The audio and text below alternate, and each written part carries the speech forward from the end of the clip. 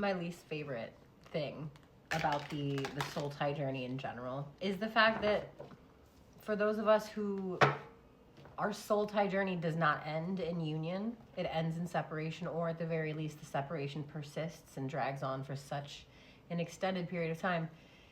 These people begin to question their faith, begin to question everything, and I hate that. I think the entire purpose of the soul tie journey is to wake people up to their faith and to the divinity that lives within them. It should never be destroying your faith or your belief, but sometimes it's hard for us to hold multiple truths at the same time, right? It's hard for us to believe that many things can be true at the same time.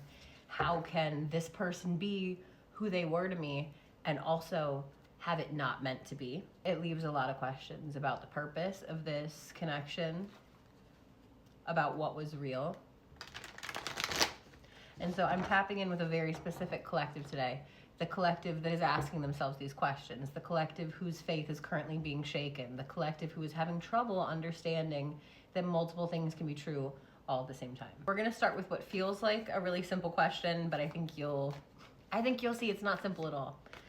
We're gonna ask, who was this person to you? What was this connection?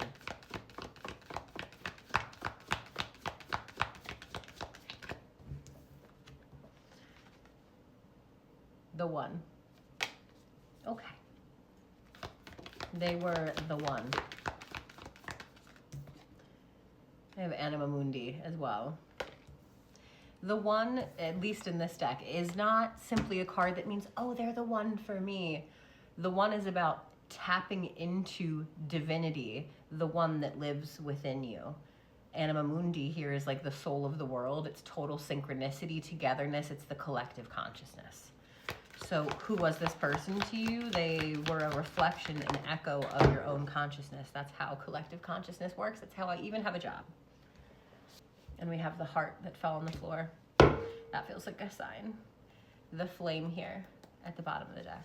One thing I want to comment on really quick is that we got both the cards 30 and 31, the one and the heart.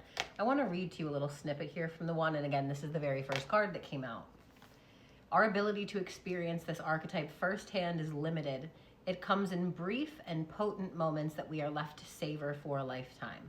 The one is both the energy that unites all living beings and our capacity to sense this intimate union. We are neither important nor unimportant. All duality fades away and we are left with what is. The precious knowing that life is a gift and we are both the giver and the receiver of this fortune. This connection was meant to awaken your heart, but awaken the oneness within that heart, if that makes sense. Your love consciousness that connects you to all other living beings. And with Anima Mundi, it did just that. This connection awakened your soul and your spirit to a level of love consciousness. It feels like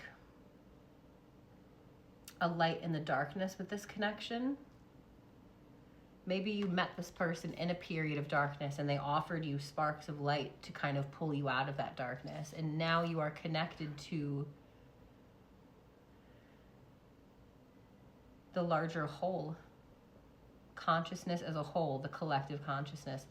This person, I think you've had many lifetimes with. I think the points made in that card, the one, does kind of drive home that this is a potent connection, but one that was not meant to last forever. And I think you understand that. I'm also seeing that, pulling you out of darkness and sort of awakening you as being, a large purpose behind this connection. But I would like to ask the deck a little more specifically, what was the purpose behind this connection? First card out is the animal, then the temple, and the village. I'll show you those in just a second. We have the mask immediately following the village. Excuse the coughing if you hear that in the background. And the riddle. The mask, the village, the animal, the temple. And we had the riddle at the bottom. Like I said, the purpose of this connection was to wake you up, but it feels like rewild you, reintroduce you to your truest self, to your fierceness here. This connection was also meant to take you to church, baby. To wake you up on that level, to show you your truest divinity and the path to your spirituality here. But it was also to show you that you know nothing, okay? And I mean that in a nice way, possibly, potentially. We have the mask in the village here. So, like I said, you likely met this person in a moment of darkness, and perhaps at a time where you were wearing a mask so as to subsist in this village that had been created for you or that you had created yourself.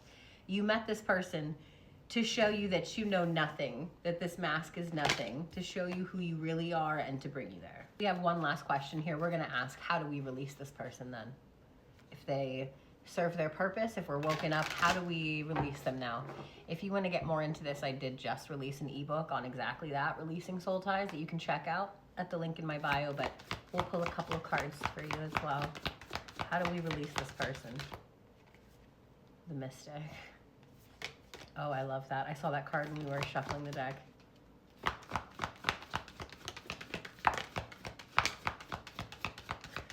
I have the Mystic, the Venom, Agape, and the Cave.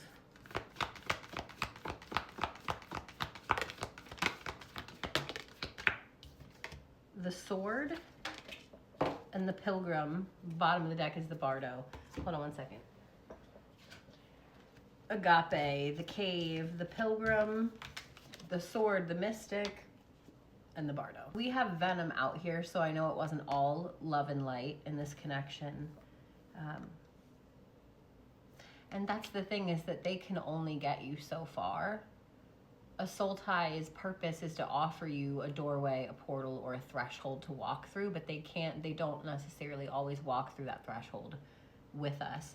The Bardo is the card of the liminal space here, and we have the Pilgrim. So it's like, you have to carry on here at this point. You have to finish the journey, even if it's on your own, and I feel like it may be. With the Sword and the Venom here, your job is to excise the venom, okay? Remove the venom, the poison from your body that they may have put there, okay? As y'all split ways.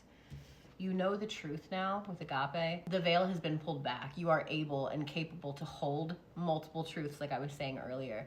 We have the card of the Mystic here as well. Not only have you been rewilded, awoken, but you are now, it feels like, an open and active channel.